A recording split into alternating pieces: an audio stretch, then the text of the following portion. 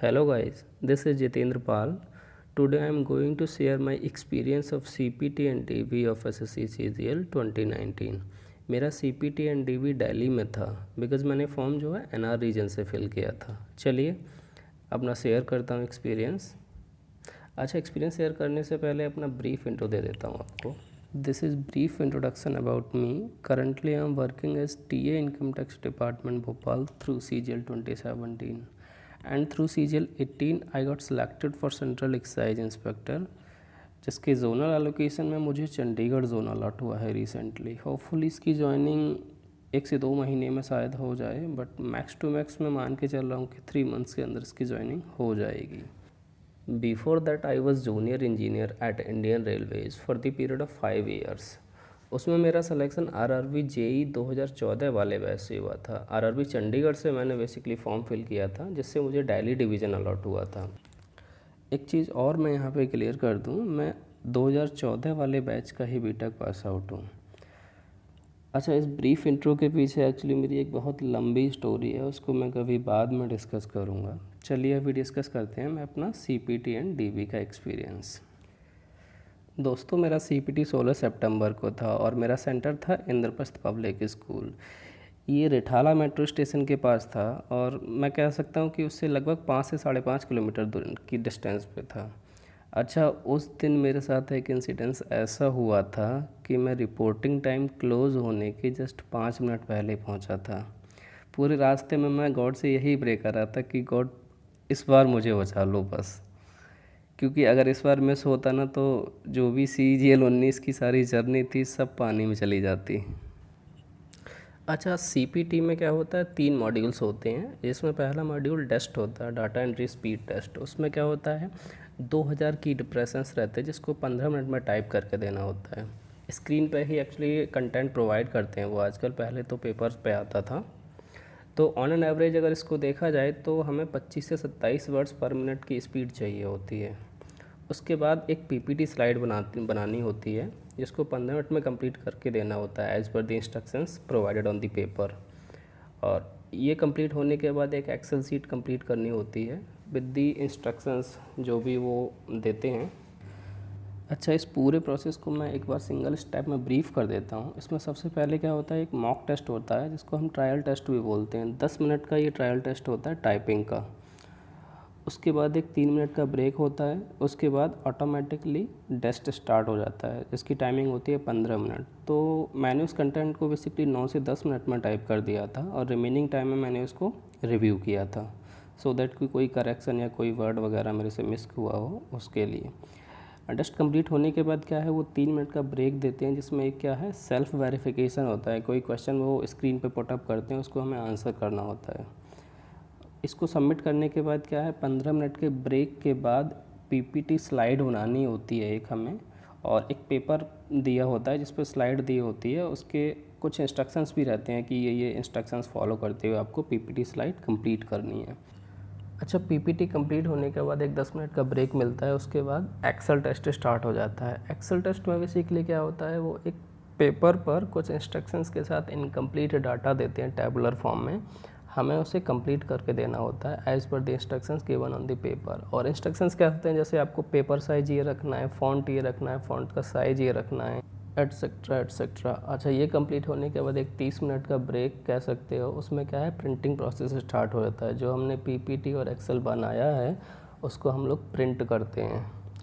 Printing में क्या है, उसके बाद एक वेरिफिकेशन टाइप का कह सकते हो, जिस पे अपनी जो सीट्स आपने प्रिपेयर करी हैं उस पर name, roll number, date of exam and signature हमें पुट करने होते हैं अपने। अच्छा, एक चीज़ और मैं यहाँ पे क्लियर कर रहा हूँ। एक्चुअली यहाँ पे क्या है, एक तो एंट्री के टाइम पे बायोमेट्रिक होता है और एग्ज़िट के टाइम पे भी हमारा बायोमेट्रिक हुआ था। जैसे हमने सीट्स वगैरह प्रिपेयर कर ली थी तो हम सबमिट करने गए थे, तब भी उन्होंने हमारा बायोमेट्रिक लिया था। अच्छा, इस प्रोसेस के बाद क्या है, अपना CPT कंप्लीट हो जाता है। चलिए अब डिस्कस करते हैं अपना DV का एक्सपीरियंस। अच्छा दोस्तों, मेरा डॉक्यूमेंट वेरिफिकेशन 18 सितंबर को था CGO कॉम्प्लेक्स न्यू दिल्ली में, जो कि जवाहरलाल नेहरू मेट्रो स्टेशन के पास है। मेरी रिपोर्टिंग टाइम शाम को 3 बजे थी और मैं 2:30 बजे पहुंच गया था। तो 2:30 बजे के आसपास ही उन्होंने एंट्री कराना स्टार्ट कर दिया था।